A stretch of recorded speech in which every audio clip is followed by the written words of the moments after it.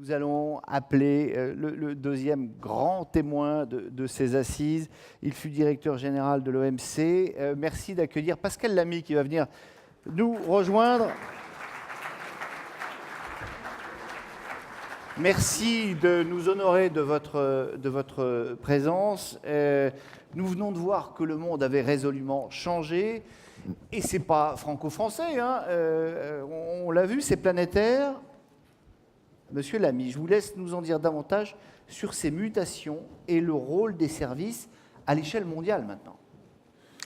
Oui, on va en dire un mot maintenant pour à la fois compléter, renforcer votre plaidoyer d'aujourd'hui en évoquant effectivement cette dimension spatiale, géographique, globale, mondiale, qui en fait est celle qui donne à toutes ces évolutions, on vient d'entendre parler du numérique, on a entendu plus tôt dans l'après-midi d'autres transformations de notre modèle économique, c'est cette dimension globale qui donne à cette transformation à la fois sa vitesse, son accélération, son amplification. Pourquoi ? Tout simplement parce que, et on l'a bien vu, l'origine de tout cela, c'est une révolution technologique qui, comme les précédentes, comme les grandes vagues, la vapeur, l'électricité, a pour effet de réduire formidablement, par rapport aux mœurs de l'époque, la distance, ou plus exactement, le coût de la distance, parce que c'est ça qui importe dans l'économie. Et donc, c'est la dimension globale, c'est le fait que ça se passe partout, grâce aux technologies de l'information, qui explique l'ampleur du phénomène et la raison pour laquelle personne sur cette planète aujourd'hui n'est ailleurs que dans cette nouvelle économie dans laquelle les services jouent un rôle majeur. C'est vrai pour l'économie digitale, c'est vrai pour tout ce qui concerne cette multilocalisation croissante des processus de production de biens et de services. On parlait à l'instant de décentralisation. Oui, ce qui est en train de se passer, c'est une très grande décentralisation des processus de production, encore une fois de biens et de services, et c'est évidemment tout ce qui touche à cette frontière qui est en train de disparaître entre les biens et les services, entre les objets manufacturés, les artefacts et les services.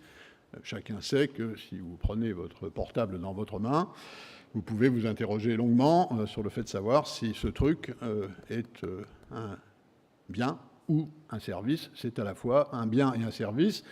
Et on n'est plus du tout dans un système, et comme l'avait d'ailleurs dit justement Belin tout à l'heure à propos de l'agriculture, dans lequel c'est l'industrie qui remplacerait l'agriculture et puis ensuite les services qui remplaçaient l'industrie. On est dans des dispositifs partout qui deviennent interopérables. Et on s'en est aperçu, et on a mieux compris ça, assez récemment, j'étais encore DG de l'OMC à l'époque, quand on a changé pour la première fois la manière dont on mesure l'échange international. Avant, on mesurait l'échange international en regardant ce qui passait les frontières. On mesurait l'échange international, le commerce international en volume. Et puis, on a décidé, assez récemment, de le mesurer en valeur ajoutée. Comme on mesure la croissance, comme on mesure le PNB. Et découverte, ce jour-là, il y a 3 ans et demi, mesurer en volume le commerce mondial, c'était 60% de biens et 40% de services. Mesurer en valeur ajoutée, c'était l'inverse.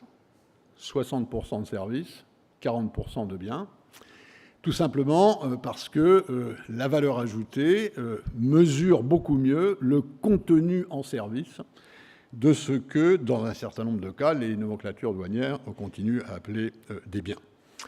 Et d'ailleurs, on a fait la même découverte en France, puisque c'est ce jour-là qu'on a découvert que mesurer en valeur ajoutée les exportations françaises, c'est-à-dire déduction faite du contenu en importation des exportations, mesurées en valeur ajoutée, les exportations françaises sont à plus de 50% des services, contrairement aux chiffres antérieurs. Alors, 2-3 rappels, sans me lancer dans une longue conférence sur le commerce international des services. 2-3 rappels pour mettre les choses en place. Qu'est-ce que c'est que l'échange international des services? C'est 4 manières différentes d'importer et d'exporter des services. Dans le jargon de l'Organisation mondiale du commerce, ça s'appelle les modes 1, 2, 3, 4. Le mode 1, c'est transfrontière. Vous achetez un service dans un autre pays et il vous est fourni directement par le prestataire de service qui demeure dans cet autre pays.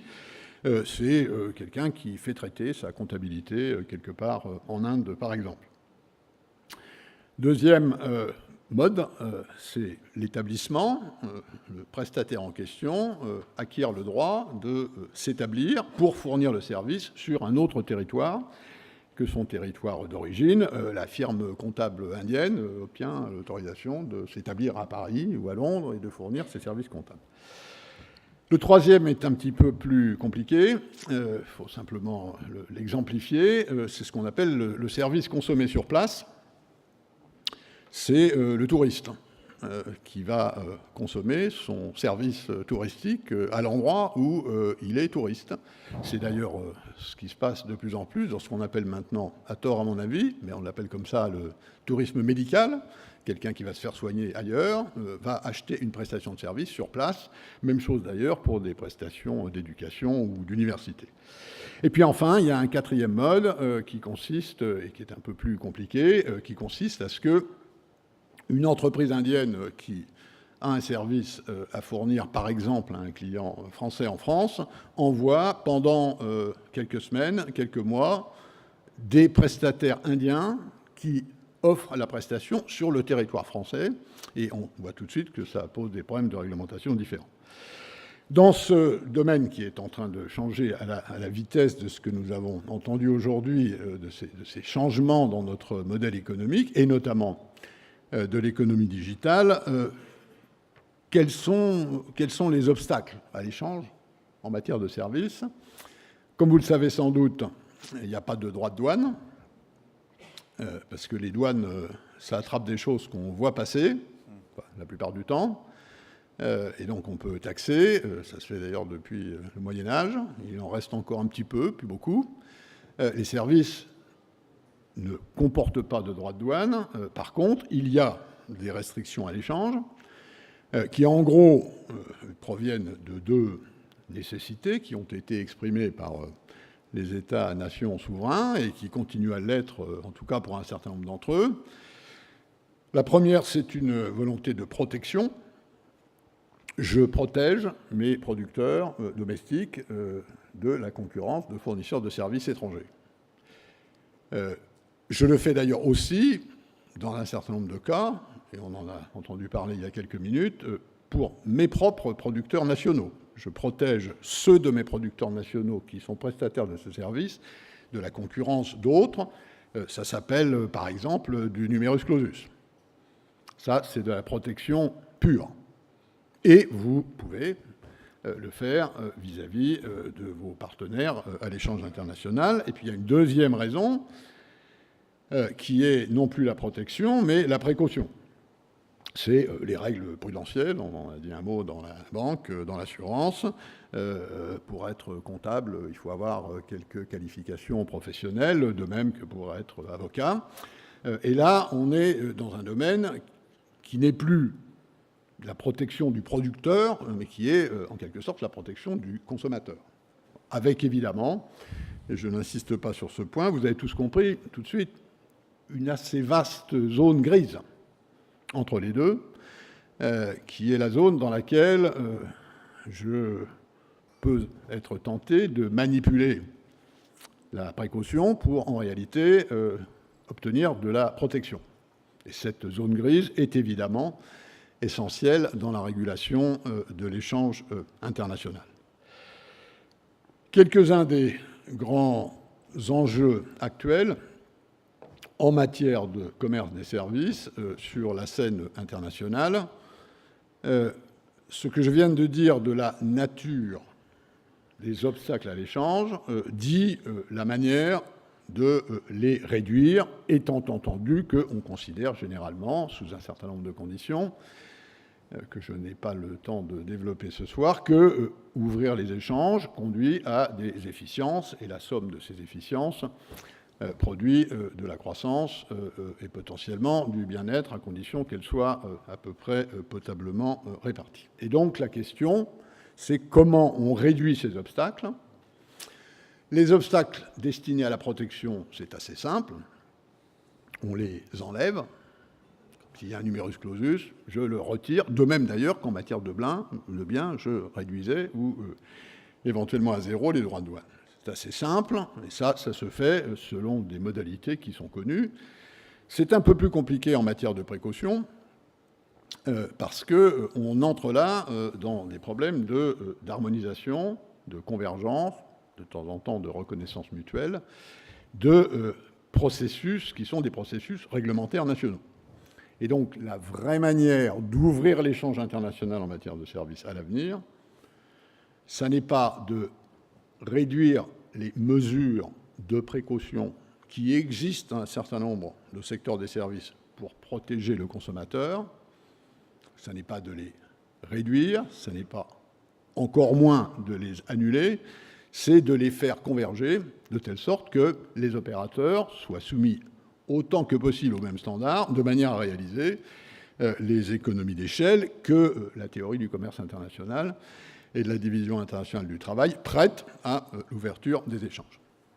Et ça, ce sont des sujets dont certains sont assez simples, et j'y reviendrai dans un instant, les Européens les connaissent. Ce sont des questions d'harmonisation de qualifications professionnelles, par exemple, qui peuvent avoir un effet considérable sur l'ouverture des marchés de services, des conditions d'attribution des licences dans tel ou tel métier ou dans telle ou telle activité.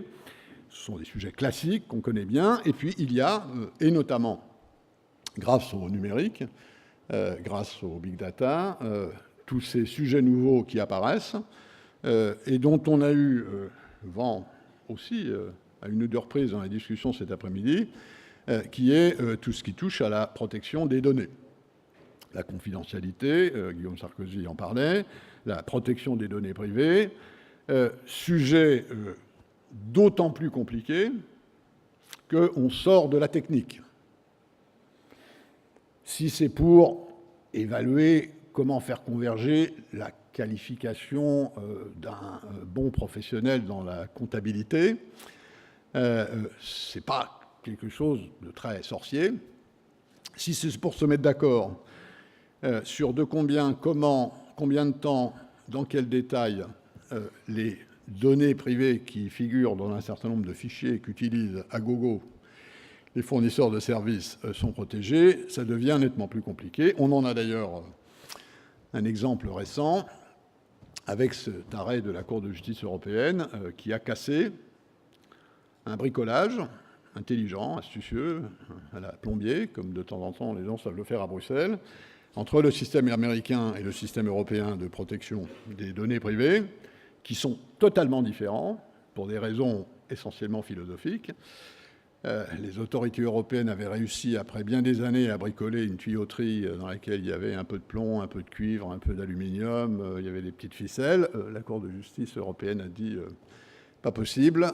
En réalité, ce truc ne protège pas, conformément à la législation européenne, les données privées en Europe, et on est reparti pour un tour, avec derrière, d'ailleurs, des problèmes très importants de localisation de ces données, qui sont évidemment des enjeux économiques très importants.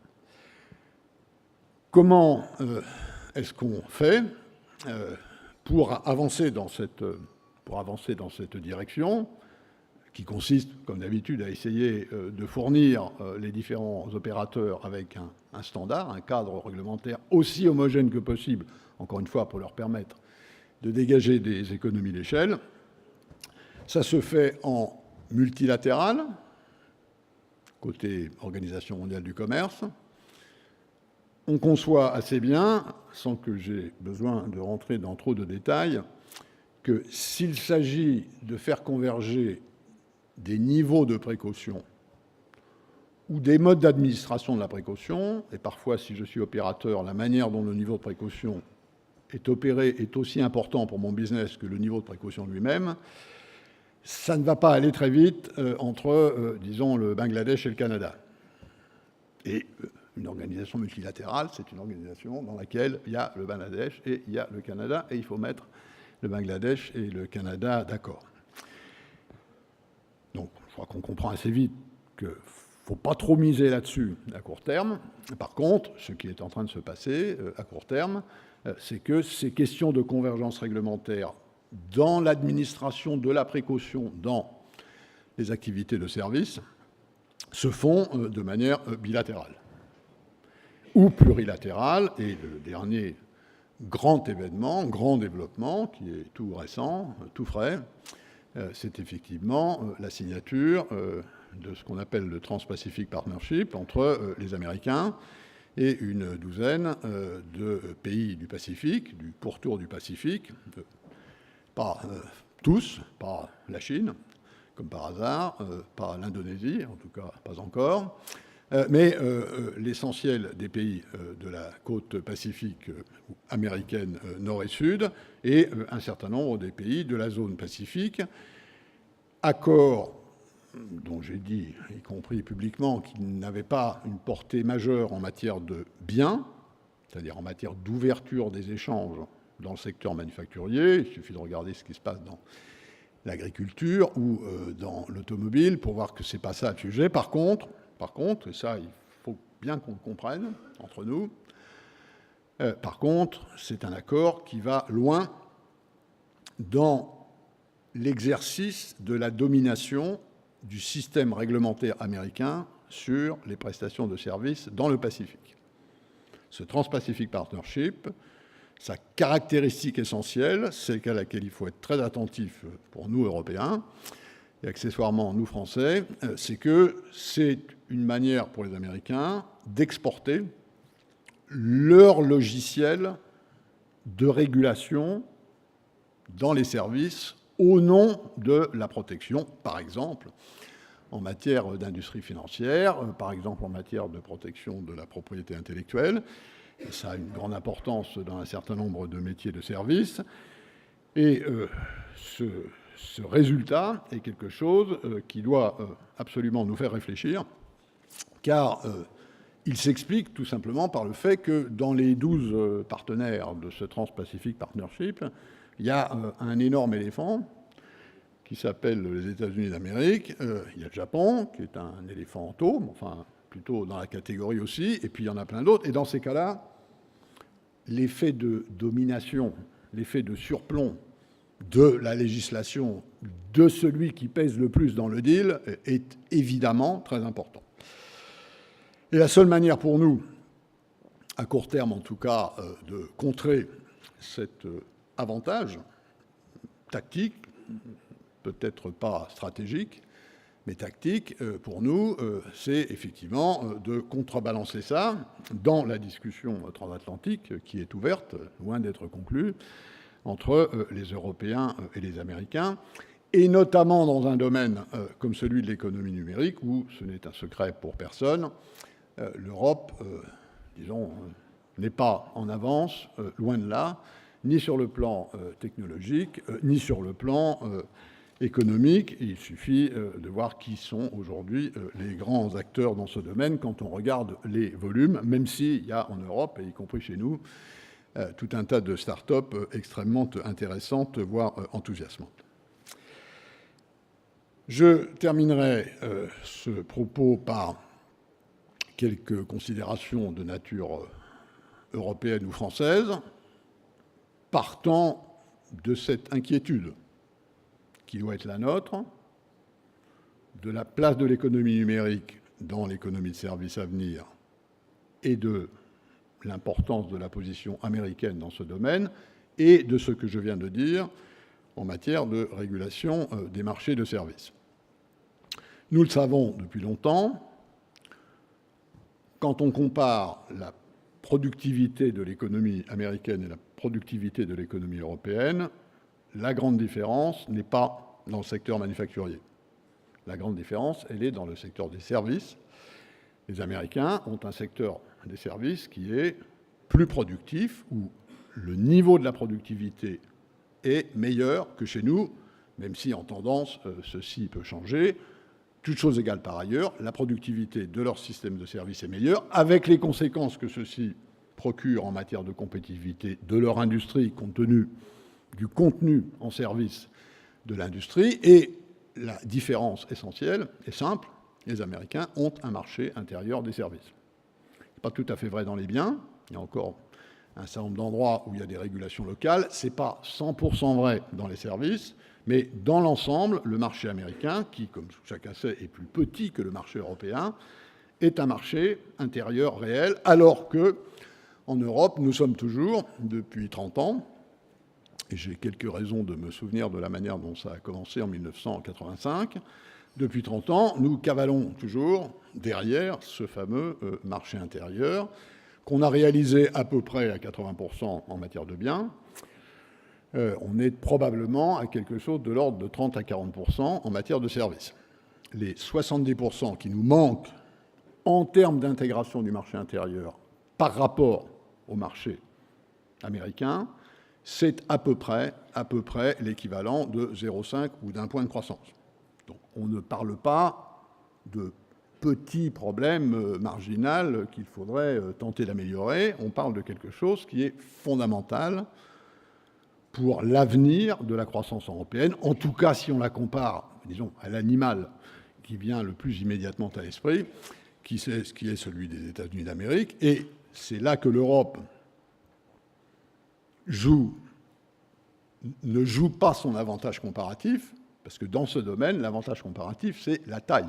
C'est le volume du marché, c'est la multiplication entre la surface, qui est la population, et la profondeur, qui est le niveau de vie. Et de ce point de vue, le marché européen, y compris en matière de services, est de très loin le plus profond, le plus volumineux, le plus important marché du monde. Et ceci, encore pendant quelques décennies, même si les émergents arrivent assez vite, en termes de volume, nous resterons pendant de longues années encore le principal. Et de ce point de vue-là, la solution est assez logique, assez simple. Nous devons mieux utiliser cet avantage comparatif que nous avons, qui est là et qui ne demande qu'à être exploité.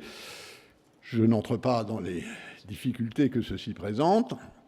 Chacun ici a entendu parler à un moment ou à un autre du plombier polonais et du syndrome que ceci a provoqué à un certain moment. Nous savons que la directive service qui date de 2006, qui est une directive européenne, n'est pas bien appliquée.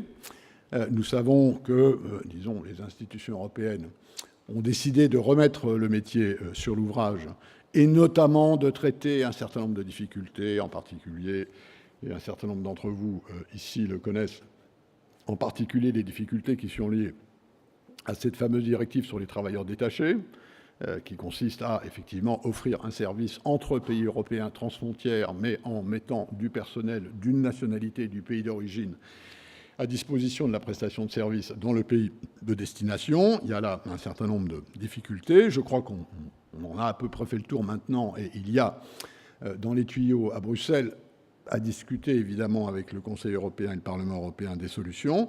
Mais nous devons, je crois, à très court terme, accélérer cette unification du marché européen des services, faute de quoi il y a encore une fois 0,5 ou 1% de taux de croissance qui nous échappe à une période où, disons, on en a plutôt besoin. Un mot avant de terminer sur la France. Vu en quelque sorte du monde et d'Europe, vu du monde et d'Europe, la France, en matière de services, est plutôt bien placée. La question n'est pas de savoir si elle est bien placée ou mal placée, la question de savoir si le fait qu'elle soit bien placée est durable ou non. Et on a déjà évoqué cette question plus tôt dans l'après-midi. Pourquoi est-ce qu'elle est bien placée ? En gros, parce que si vous regardez la productivité de l'économie française, dans son ensemble, la part des services dans l'économie est équivalente à la part des services dans l'emploi. Ça veut dire quoi? Ça veut dire tout simplement que la productivité des services correspond à la productivité moyenne de l'économie. Et comme on sait qu'en général, l'industrie est plus productive que les services, ça veut dire que par rapport à des échantillons moyens, notre niveau de productivité des services est plutôt vers le haut que vers le bas. Ça se vérifie d'ailleurs si on regarde le commerce extérieur français, puisqu'on a en matière de services une bonne compétitivité, et la preuve qu'on a une bonne compétitivité, c'est qu'on a un excédent commercial extérieur en matière de services de l'ordre de la vingtaine de milliards d'euros, ce qui n'est pas mal, disons, sur des flux d'exportation de l'ordre de 200 milliards d'euros et des flux d'importation de l'ordre de 180 milliards d'euros, l'essentiel d'ailleurs étant dans le domaine des transports et dans le domaine des services aux entreprises, ce qui prouve d'ailleurs qu'il n'y a pas que des métiers d'infrastructure qui font notre avantage comparatif à l'extérieur. Alors, comme l'a dit Christian Nibourel tout à l'heure, cette situation n'est pas pour autant une situation idéale, parce que la question est de savoir si, effectivement, on a de quoi la maintenir.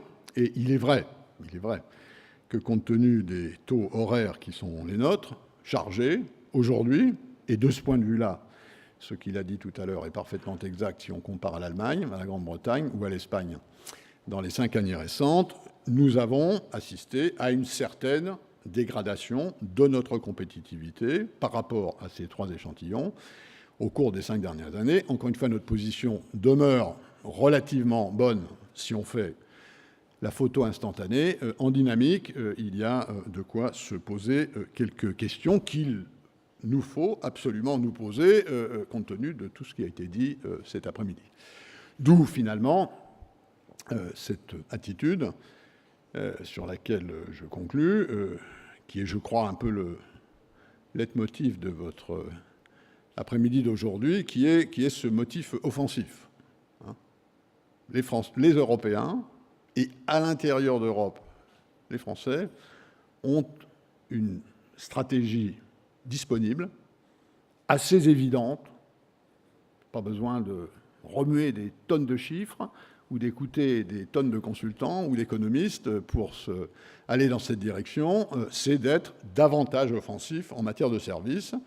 Dans la négociation internationale, et il y a effectivement dans le partenariat transatlantique une occasion pour cela. Encore une fois, ce n'est pas la seule question qui se pose, c'est quelque chose qui est très compliqué pour 1000 et 1000 raisons, ne serait-ce que parce que, je l'ai déjà dit publiquement, et je le répète si nécessaire, cette affaire n'a pas été très bien emmanchée sur le plan de la communication, qui est quand même un sujet important en matière de politique, mais il y a là une occasion d'aller plus vite, plus fort, dans une direction dont nous savons bien, et on l'a entendu de tous bords cet après-midi, qu'elle est désormais incontournable. On sait vers quoi on va.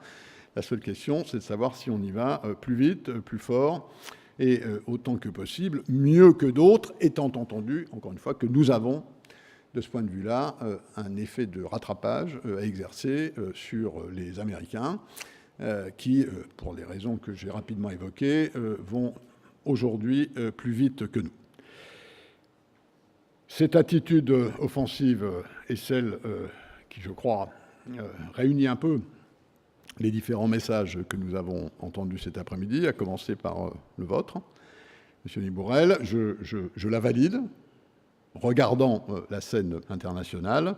C'est d'ailleurs aussi celle qui inspirait et continue d'inspirer un homme qui a un peu l'intuition de tout ça, il y a quelques années, que Christian Nibourel a déjà évoqué tout à l'heure, et dont je voudrais, bien qu'il ne soit pas là aujourd'hui, saluer, non pas la mémoire, il va toujours très bien, mais la vivacité, parfois un peu l'obstination, qui s'appelle Pierre Bellon, et qui a été probablement celui qui dans ce pays, a le premier eu l'intuition que cette direction, il fallait y aller, et que pour y aller, il fallait en parler, et que pour en parler, il fallait effectivement réunir, comme vous l'avez fait aujourd'hui, et j'en suis heureux parce que je crois que c'est ça qui va dans la direction de ce que j'ai appris sur la scène mondiale. Donc, bienvenue, si je puis dire, bienvenue dans ce monde et bonne chance pour la suite. Merci pour votre attention. Merci beaucoup. Pascal Lamy, ancien directeur général de l'Organisation mondiale du commerce.